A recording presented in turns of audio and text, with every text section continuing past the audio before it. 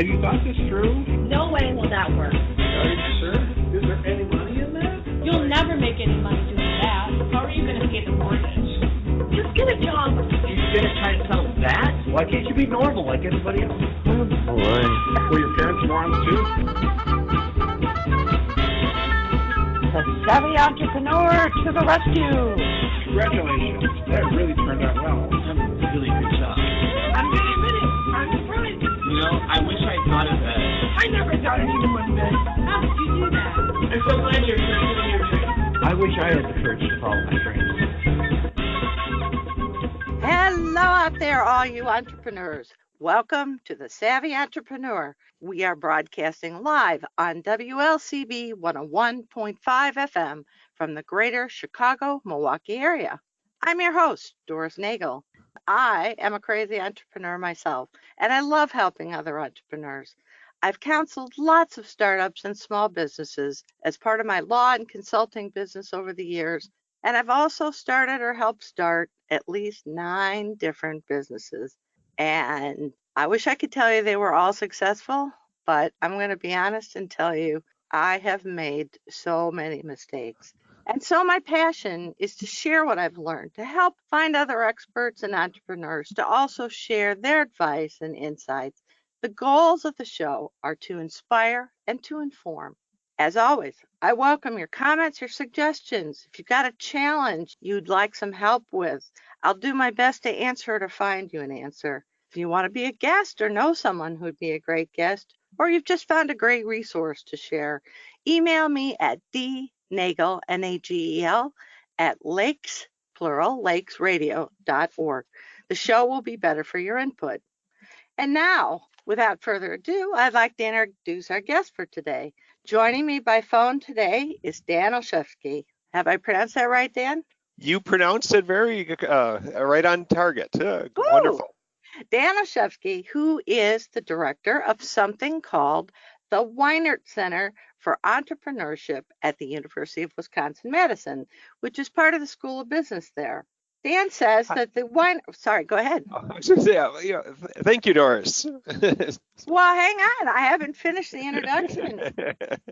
The Weinert Center is an award-winning program. It was founded in 1986 and fosters entrepreneurial thinking for students across all levels of the UW campus. And Dan, as the director, has an amazing background. In addition to directing the center, he co-founded something called the Mortgage Entrepreneurial Bootcamp Program, which has taught students at all levels across the campus and won a school-wide teaching award. Prior to joining the University of Wisconsin, he was CEO and chairman of a company called Parts Now, where he helped the company grow organically and through a major acquisition. I'm having trouble talking today. Bear with me, folks. Ultimately leading to a successful buyout of the founder in 1999 with the assistance of private equity funding. He's also a former consultant at McKinsey, which, as many of our listeners will know, is one of the world's premier consulting and thought leadership companies. He's also worked for IBM, the Federal Reserve Board of Governors, and Yasuda Fire and Marine Insurance in Tokyo, which must have been a very interesting experience in and of itself. He serves currently on the boards of the First Business Financial Services and National Guardian Life Insurance, and has previously served on the boards of a variety of startups and other businesses, as well as nonprofits. He graduated from UW-Madison with a bachelor's degree in econ and computer science, then got an MBA from Harvard Business School. So, wow, what a background, Dan. Thank you so much for being on the show today. No, it's my pleasure, Doris. I'm looking forward to it. So I shared with Dan, and full disclosure to our listeners, I am a UW-Madison grad myself, a very proud alumni. And so I am really looking forward to learning more about the Weinert Center and what's going on at the University of Wisconsin to help support entrepreneurs. So, Dan, talk a little bit, if you will, about the Weinert Centers. Talk a little bit about how it got started and why it got started and what its mission is. Yeah, the Weinert Center has been around since actually 1986 when it was formed as the Center for Small Business Management and Entrepreneurship. It was actually one of the first in the nation and a real pioneer in this area because entrepreneurship's been around forever. The study of it and it being in the universities is actually a somewhat recent phenomena in the realm of universities. So we were one of the early ones. We're located here in the business school at the University of Wisconsin-Madison, and it has been here from the beginning. And then in 1999 was renamed the Weinert Center for Entrepreneurship after an alum from the UW, Jim Weinert, who was a telecom entrepreneur and Wow. very successful telecom entrepreneur, and helped get the center kind of launched into the, I guess at the time, the new century, and has grown ever since then. While we're in the business school, we view our mission to be much broader than just the business school. So we work with students from truly across the entire campus. Well, I'd say our primary focus is the student and working with them to help instill a entrepreneurial mindset, which sometimes manifests itself as them starting a business, but more often than not is giving them the skills so at some point in their career they will potentially become an entrepreneur or at least an innovator in an existing company. Oh, that's fantastic because one of my passions is to help demonstrate, and I think the breadth of guests on the show exemplifies that, which is that entrepreneurship comes in many flavors and colors and shapes and sizes. And some people think about it as Michael Dell starting a tech company in his garage, or bootstrapping Google or whatever. But and that's definitely entrepreneurship, right? But there are a lot of other forms of entrepreneurship and ways that people can use entrepreneurial thinking. Absolutely. In fact, they've done some studies, and the average age of a first-time successful entrepreneur is more actually late 30s. So while we often think of the Mark Zuckerbergs and Steve Jobs, Bill Gates, Right. if you don't drop out of college, you're Right. too late to the game. That's really not the case if you look at the data. And most people go on, they have a career, they pick up skills, they quite honestly realize what the problems that need to be solved are. And Yeah. then they come up with a good solution to solve that problem. Then they launch their business and it's successful. But that usually just takes some time. Very interesting. Well, I'm curious too, why universities? You mentioned in the description about the Weinert Center, and I'm very proud to know that the UW-Madison was one of the leaders in developing a program for student entrepreneurs. But you mentioned that a lot of universities maybe were a little later to the game. Why do you think that is?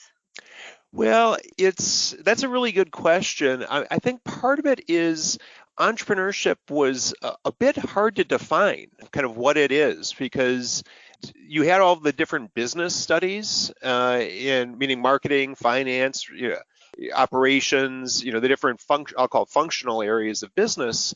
And for a long time, I think the business schools kind of viewed entrepreneurship as, it's all of those things just on a smaller scale. And Mhm. so it's like, well, it's already being covered everywhere, and it just took some time for enough maybe research or academic expertise to get into it to realize, hey, well, actually these things are different. That it's not just a big company miniaturized. There Right, are right. different aspects, especially when you're looking at new markets where it maybe doesn't exist, and it's not a question of you're adding a new soda. It's something like you're creating the mobile phone that didn't even, there wasn't a thing there Right. before. Well, And and I'm sure there are issues with silos at university. I've never worked for a university, but have worked for more than a couple of very large organizations. And it sometimes takes some time and effort and vision and passion and persistence to break down silos. And I'm guessing that could be the case at a large university as well. Yeah, I think I wasn't around in '86 when they started it, but I give a lot of credit to those early faculty members that had the vision to do this. And I think they had to really sell the rest of the school on the fact that this something that was this cross-disciplinary was a suitable field of study. Right, and that the business school probably was a good place as any to house it. Right. Right. Yeah. In fact, that's a good point because in a lot of schools, the Entrepreneurship Center actually ended up getting started in the engineering school because interesting. The business school wasn't real keen on it early on. But yeah, that's I think a real credit to the UW is that the business school was an early adapter here. That's interesting. Dan, how and why did you get involved with this program? I mean, you've had a phenomenally broad background. There's probably a million different, I don't know about a million, but quite a lot of different things that you could have done with your career. So how and why the Weinert Center and the University of Wisconsin? A couple of reasons there. I would, and this is more kind of personal than anything else, is as a University of Wisconsin undergrad, I have an incredibly strong affinity to the school and feel it was truly a life-changing experience for me when I came here as a freshman from a small town, literally a farm in a small town in Wisconsin to attend the UW. It changed my life. So truly a passion for the UW. And had always thought about teaching as something I'd like to do, later in my career. And I was, very fortunate and was blessed with some business success with the companies I ran, and had the opportunity to be in Madison, which is also an incredible town to live in, and started teaching just one class at the UW, and got on the radar of the dean at the time, who said, well, things seem to be going really well, the class is going well, and the students like it. What we really could use is someone to be the director of the Entrepreneurship Center. And that was my goodness. Wow. Great fit with my passions of being able to help students, but then also help them think about new businesses and new innovations as you go forward. So that was, very much what got me interested in it. And I'd also say, it's a great role in that it's changing every year. It never gets boring because the ideas are different every year. Right. Well, and one of my questions for you was how the program has evolved, but I want to hold that thought and talk a little bit about the program itself today. How do students find you? How do you find them? And try to engage in a lot of different areas.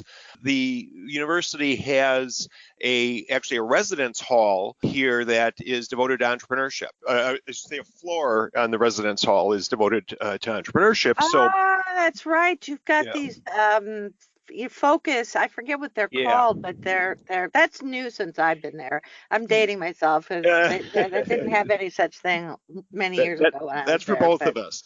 But yeah, it's a residential learning community structure, and entrepreneurship is one of them. So you literally have incoming freshmen who are interested in entrepreneurship can select to live on this floor and work with and live with other students that have that same interest. So we get some people that coming in the door know they want to do that. We also then work a lot with the advisors throughout the campus, because since we're so cross campus oriented, we want a student, if they're in engineering, if they're in retail, if they're in arts or economics, kind of whatever the field is, that if they're meeting with their advisor and they're like, hey, I really enjoy this is my major, but I'm also thinking about doing something else, they can point them in the direction of the Weinert Center and our classes that are there.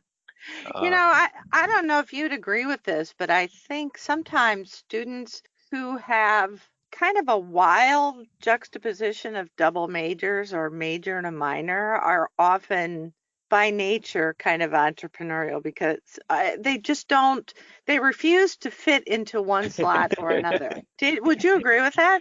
I would agree with that, and they actually have done some studies on who becomes an entrepreneur, and there is a little bit of that. They're maybe not quite as good about following the rules, or they like to create their own pathway through the rules is probably a good way to phrase it. Right. That's true.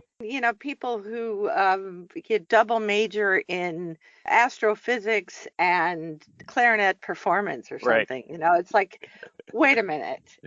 Yeah. You're supposed to pick one path or the other. Where are you going with that? And the students who choose those kind of roles are just following their heart, which is often what you have to do, I think, in my experience as an entrepreneur. You don't know the answers to that, but sometimes some of the most interesting and novel ideas come out of juxtapositions of things that people hadn't quite put together before.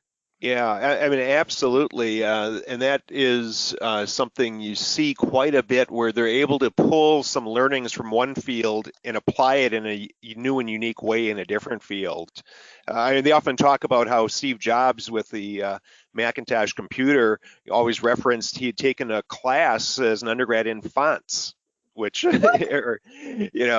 is kind of which is a very unique, and kind of the calligraphy and that whole subject was something that he had was very interested in, and then applied that in the computing realm, which hadn't really been a focus previous to him. Wow, that's really interesting. So I think you've touched on this just a little bit, Dan, but what do you look for in student participants in the program, and what's the process look like for being part of the program? And it depends a bit on the program, because we have so many different programs and competition. I should say one of the other ways we engage students is we have a fair number of speakers and events and meetups and other programs that we publicize on campus so that students can kind of self-select to whatever looks interesting to them. As well as our classes, but these other things that are going on, so they can find it themselves and work and engage that way. So as far as the students, it is really varied. There are so many different paths in entrepreneurship and different ways you can come at it, and what it means to you, that we tend to be very open to who's interested in entrepreneurship. And one of the unique things is, an idea is nice, but it's really not required. I have seen. Really? So this is you. So you don't have to come and go through a pitch competition and have your idea with a basic business plan before you can get to be a part of the program. No, we actually try to engage even earlier, because what you find is a lot of entrepreneurs, they know they want to be an entrepreneur. They've actually done some things. They had the lemonade stand when they were, a kid. They maybe sold T-shirts at some point. They've had a dog walking business, whatever, right? Exactly. So they have that kind of hustle, if you will. But it's hard to have a really good idea. I mean, it's not an easy thing to do. So at a certain point, they may say, okay, I don't have one today, but I really know I will have one as I go forward in life. And, we love to engage with those students. And so we're really looking for people that have, just some drive, that hustle. They have to have a certain amount of ability to handle uncertainty, because it's just, that uncertainty or chaos of the situation. It's often not going to be a perfectly linear path that moving forward with. Boy, truer words were never spoken, at least in my experience with myself and my clients. But how do you assess the comfort level with uncertainty? It is. That's always a bit of a challenge, and you in some ways try to let the students, I'll call it, self-select. And when you have different exercises or activities that they do, some of them will love it, and some of them will be like, wow, this was really uncomfortable. And we often say in our classes, if we're doing a good job teaching, at the end of the class, there will be a certain percentage of the students that come out of the class and say, I really enjoyed the class, and I am now certain I don't want to be an entrepreneur. Wow, that kind of process, though, I'm just thinking of some of the adult entrepreneurs that I've worked with or worked for as, with clients. Boy, that kind of process could have saved some of them, maybe even me, a lot of money Mhm. and a lot of pain and anguish because people think that they want to be their own boss, but You're right. it's a lot more challenging than that. It's not do you want to get rid of the boss? Nobody really wants a boss. The question is, do you want to be the boss of you, and are you capable of doing that? Yeah. One of the sayings I've heard is that an entrepreneur is someone who'd rather work twice as hard for themselves as they would for anybody else. And That's right. there's some truth to that, and I think that's one of the things we like to do is help provide people with just enough of a feel for what goes into it, because you're absolutely right, especially today, being an entrepreneur is kind of a cool thing, and you hear about it, but there's an incredible amount of hard work and stress and everything else that goes into it that comes along with it. And it's Yeah. not, an entrepreneur who thinks that being my own boss means I'll be able to play more golf or, spend more time. Right. I can binge watch Grey's Anatomy whenever I want to. Kind of okay, great. Yeah. That's that may be true, but it's not going to happen if you're doing it right. Right. So you've alluded to a little bit about how the Weinert Center helps student entrepreneurs or would-be entrepreneurs. Talk a little bit more about how you go about doing that. I mean, what does a typical semester look like for a student who's part of the program? Yeah. So a student that's part of the program, and these students can really come from all the different majors, as I mentioned, at all different levels. So from freshman up to PhD are all kind of in our universe, and so it's a wide range.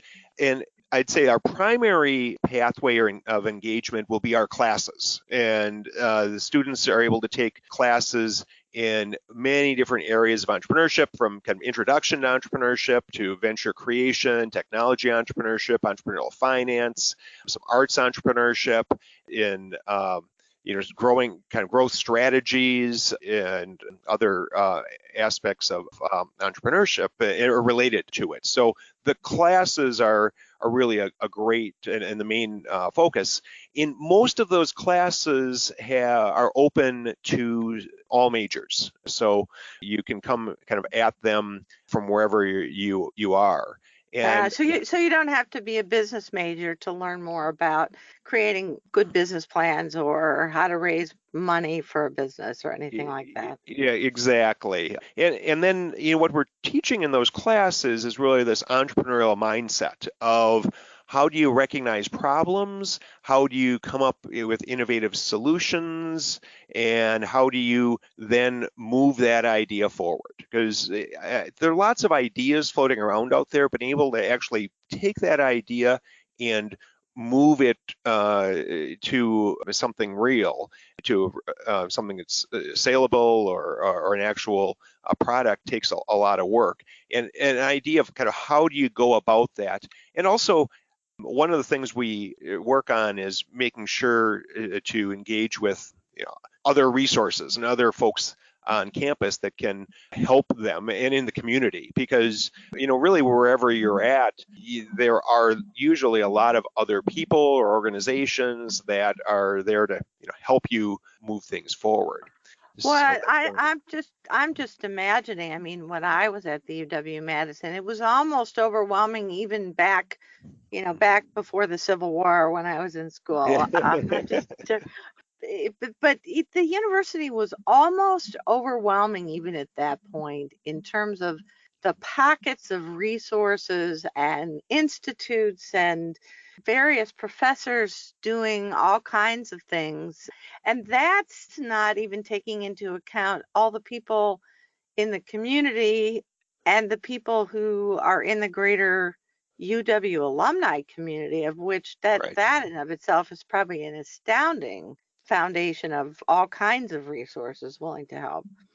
Yes, and I mean, as a fellow UW alum, I am constantly amazed at how broad and deep the expertise on this campus is. Just the number of different fields that you'll end up meeting someone who's the world expert, in Right. this. Right. And, it happens all the time. So that's one of the areas where we really stress the students. This is a perfect time as a student to really take advantage of that while you're here, because you can really learn so much. I had a couple of years ago, I had a student who was working on a new dog treat, Oh, because that was kind of her a project she was interested in, had a dog and passionate and kind of a very clever idea.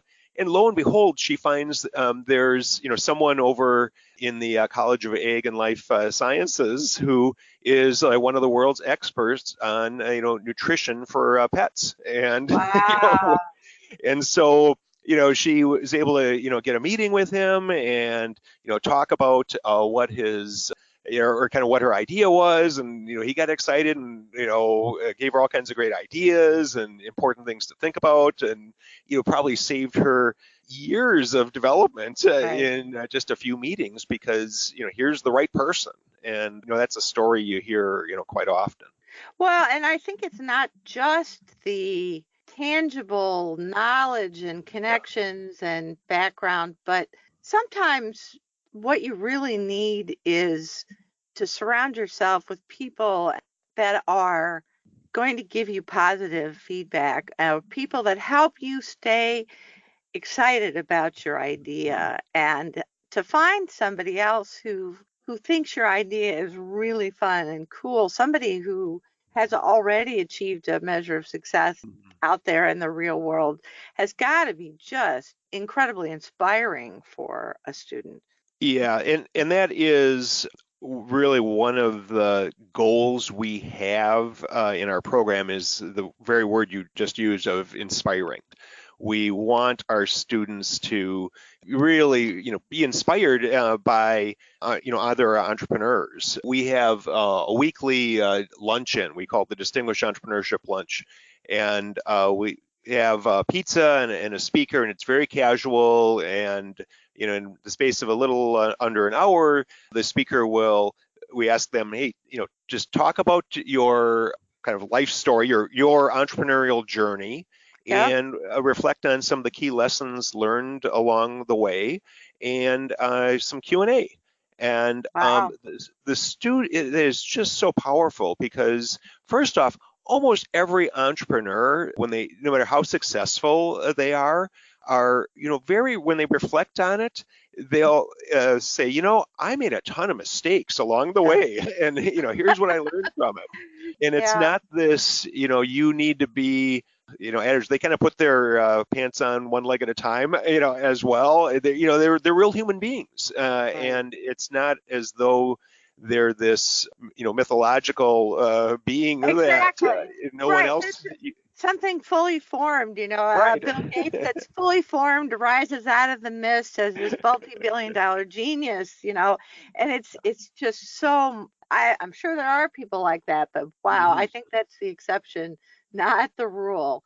There's a lot of No. people eating mac and cheese and wondering, whether they're going to be able to pay their rent or Yeah. their mortgage, No, absolutely, and especially if we have alumni that are here, because they'll often mention like, oh, I lived in this was the residence hall I lived in, or I worked at the student union, and just it's a very relatable Yeah. experience. And it's like, wow, I'm doing, there's students in the audience that are like, oh, I'm doing that, and they come out of that feeling they both learn some great lessons, but they also tend to be very energized and inspired that, wow, if they could do it, I can do it too. And that gives them Absolutely. confidence. Absolutely.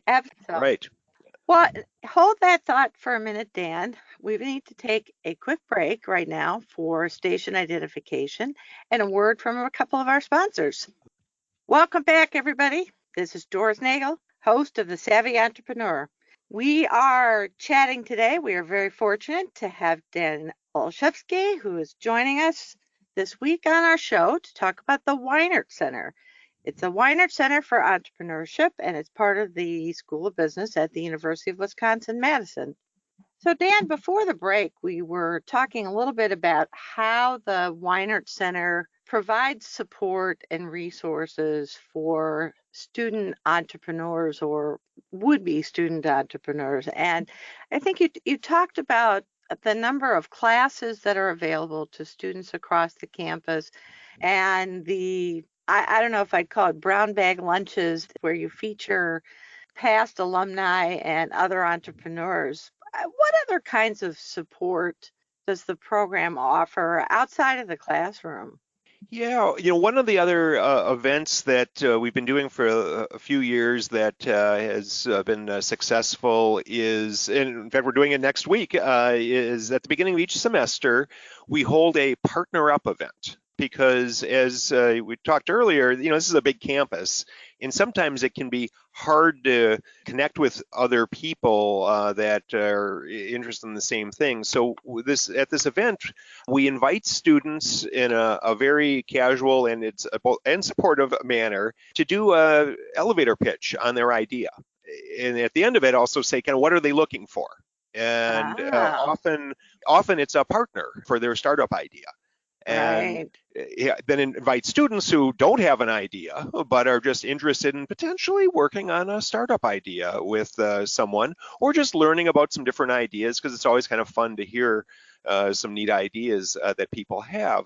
Right. And we'll do that, and you'll have engineering students that'll be talking about they've got this idea, but they really would love to have a business student that could help them with the business plan, or working on a financial model. And then you'll have students that have really a business student or art student that have a really clever idea, but they're like, I don't know how to program, so I need I'm looking for someone who can code and help me develop something. And the goal is to have partners, find partners, and then they can work together. And this also leads into, on campus, we have some different business idea pitch competitions that take place. Fun. I bet those are a blast. Yeah, that's always really a lot of fun, and students do a great job, and it's very high energy. So this is a way for them to come together and then work on those teams as they go forward.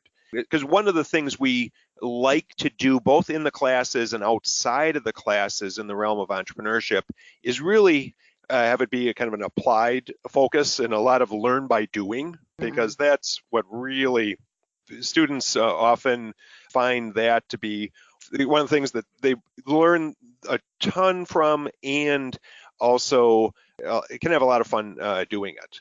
But getting a lot of practical skills for the real world. I mean, doing presentations in front of a group of people is something that a lot of us were not very prepared for in college, but are things that we had to learn how to do through trial and error in our jobs and in our life after college. So to be able to get up in front of a group, put together a coherent business plan and a project plan and pitch it and talk articulately, field objections from people, those are phenomenal skills, even if they don't go on to have a successful startup business that gets venture capital funding or something. Yeah, no, absolutely. Because, just that ability to communicate and to really pitch an idea is a life skill. Because if, it may be your business idea, but it could just as easily be, your, strategy in an existing business, or your idea at your employer. Yeah, exactly. So since the center's been around for really, well over 30 years, almost 35 years, I guess, almost, right? Mm-hmm. I'm not too good with math, as you can tell. but there must be some really interesting stories of entrepreneurs that have come through the program. Talk about some of the successes maybe, and some of the most interesting things that have developed from working with the center and then going on to do other things? Yeah, and this is something we've actually seen both in where the student outcomes is in the startup realm, but also very much in the corporate realm and even nonprofits or the academic realm. It's a kind of I've been here 14 years, and it's kind of neat now that I'm starting to see faculty members on campus that are former students that are now sending wow. they're starting. It makes me feel old, but it does. The benefit is they're starting to send their students now to our programs, saying, "Oh, this would be a really good thing and for you because it was so helpful to them." How fun is that? Yeah, That must be really rewarding. And that's great.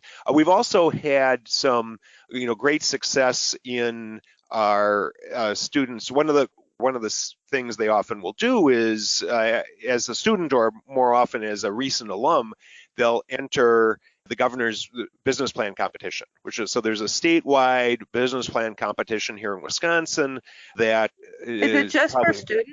No, it's actually for all potential entrepreneurs. So there will be, hundreds of entries in this. It's quite a big competition statewide. Many experienced entrepreneurs will enter it because the prizes, but also the feedback and the visibility you can get on your idea. So those are, I actually would recommend any of your listeners that are interested to check it out if you're in Wisconsin, because it's quite a great competition that's put on by the Wisconsin Tech Council. When does that happen? Yeah, the entry is let's see. I think the deadline is coming up very soon. So I'm not exactly sure when the person listens to this, but the final competition is in June. Okay. It will be in Milwaukee this year. Yeah. So applications probably are due in January, February? Yeah, I think the applications may be due on at the end of January on that. So the first draft, yes, the initial application. But anyhow, that competition is one, and over the last I think 5 or 6 years, we've actually had two of the grand prize winners have been former students of our program that have won that statewide, which is a real credit to them. Two very, very different ideas. I mean, we have two graduate students here that started a company called Novomoto. The purpose is a rent-to-own business for solar power in the Democratic Republic of Congo. And while they're located here in Wisconsin, their customers are over in the Democratic Republic of Congo, and it's people that are off the grid. So they're using kerosene and diesel generators for lighting and electricity, which have significant health, safety, and economic issues, quite honestly. So they come up with a better solution and have launched a business over there and have numerous paying customers, and very, like I said, a very interesting one that's gotten some traction over there. And then another one, a woman another woman scientist here who was a postdoc student, launched a company called Blue Diagnostics that using saliva could help monitor a woman's fertility. So when we're trying to get pregnant, this instead of a blood test, the saliva has the ability to help kind of optimize that. So she created, that business. Wow. And, just amazing. A wide range. So have any of the ideas that have gone through the program actually ended up becoming long-term viable companies or going IPO or getting venture funding? Yeah, just over the last, a few years, we've actually, I keep track of it for just a couple of our programs, and we've had over 90 million in venture funding in some of these student startups.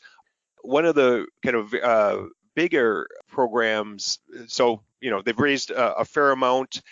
We've had others that have gone on and created, very kind of great businesses that have been going for years. In fact, one of the earliest ones, and this predates my time even at the center, is a company called Cascade Asset Management that got started doing IT recovery and recycling for computer equipment. And they have been around for 20 years, have offices here in Madison and Indianapolis, and been kind of a successful business, all that time. And Aaron Solutions is another probably 20-year-old company too that works as the woman who started it as actually a former guest of yours. Absolutely. How we got connected. Absolutely. So those of you listening who are interested, I just posted the recording of the show with Marsha McVicker and Aaron Solutions. It's a great story. So I hope some of you out there take a listen to it. Yeah, no, and that's she's a great entrepreneur with a fascinating story. It's fun too because you'll see just a wide range of different ideas that people do have. Former students that go on and launch companies. One of the big company here in Madison that was started by some well-aware students is Eat Street, which is an online food ordering business that is, they've raised over 50 million in venture capital themselves and have quite a large presence throughout the country. And that's, kind of a great example. You just see these incredibly gifted entrepreneurs who, as students, then just have learned so much and taken it to a great level. But some are techie and some are, very low tech as well. And that must be just tremendously rewarding to know that you've helped have an impact on so many students' lives. I mean, wow, talk about a great job. So, they're really, it's something that as I started the discussion, I felt like the UW played such instrumental part in my personal life and growth, and to be able to, help any of the current students is a real gift. So let's just talk before we wrap up. We just have a few minutes left to talk about how the Weinert Center has changed and evolved and kind of what you've learned over the years and how the program has responded and changed and evolved with entrepreneurship. Yeah, we've grown quite a bit. In fact, I was just looking at some statistics in this morning, and over the past 10 years, we've increased the number of students in our classes by 427%. So wow. Really, very dramatic growth. And the fact that a majority of the students now in our classes are from outside of the business school. So that's been a big change from, as you said, kind of over the years. We used to be far more very much business school focused, and also probably a bit more at the MBA level. And we have really made a very strategic decision a few years ago that who becomes an entrepreneur is anyone can become an entrepreneur. So what can we do to help the entire campus, and moved towards doing that, and that's been very successful. So we have that. One of the big changes is that increase. We now have a certificate. You can major in entrepreneurship, but we also have a certificate in entrepreneurship that is open to all different majors, and that's become one of the most popular one on the entire campus as well. So that's another big change. One of the other big changes I would say that I've seen in the program over the years is the interest from corporations and existing companies. A few years ago when I started, students would often, if they were majoring in entrepreneurship, were always a little apprehensive about even putting it on their resume, because there was this feeling of companies were going to say, well, why would I ever hire someone who studied entrepreneurship? Because right, you just if I give you a job, you'll just want to leave anyway. Right, and that has really changed. I mean, most of the companies are now saying, I need people that are thinking innovatively, because my biggest fear isn't that you're going to leave, it's that it's a competitor that's out there, and I don't have anyone here who's thinking innovatively enough to keep our existing company going. And you Right. see that as companies have been lots of companies have run into problems over the years because they've lacked that innovation. So they're starting to really value our students that are studying entrepreneurship and often another field, because they have that innovation interest, and they want their students to have that.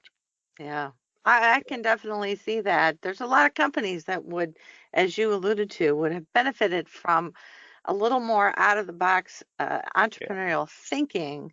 They might still be around. A lot of familiar names have kind of fallen by the wayside lately. So, No, you're absolutely right. I actually often tell my students that if I looked at the Dow 30 when I graduated from school, and the Dow 30 is the probably 30 blue chip companies, in the country.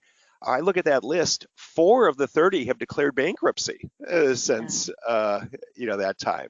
And that just means, you need to be more entrepreneurial in your own career, and companies need to be more innovative for their own livelihood going forward, because that's just the nature of the modern economy. right. Dan, last question. What are your longer term goals for the program? What do you think it'll look like, or what would you like it to look like in 5 years? We've talked about the rapid and very significant growth that we've had here over the years.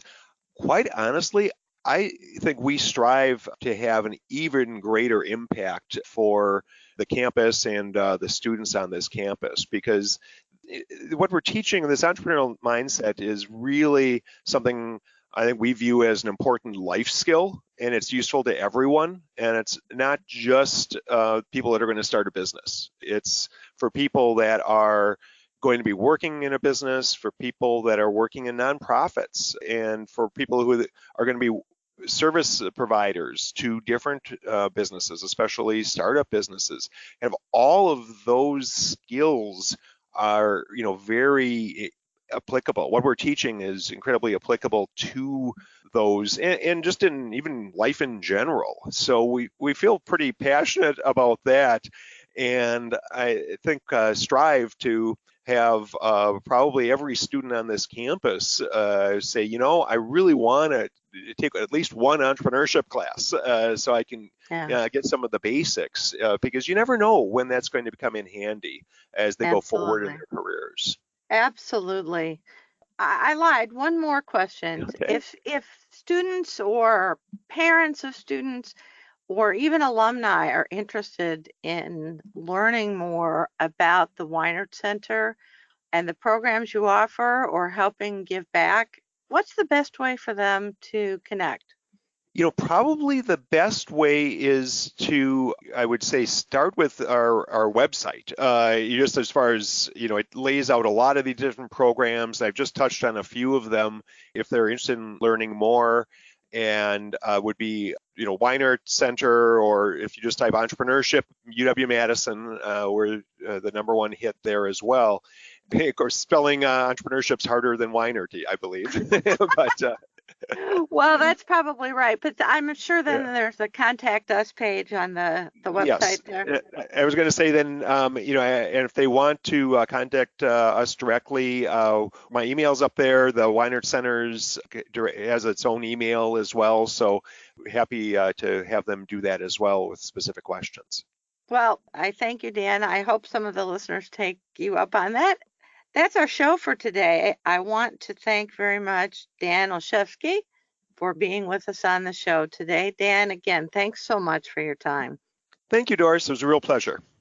To listen to an on-demand recording of the podcast of today's show, along with other free information and resources for entrepreneurs, you can go to the Savvy Entrepreneur radio show page at lakesradio.org, to my consulting website, which is globalocityservices.com, or my law website, which is forsythialaw.com.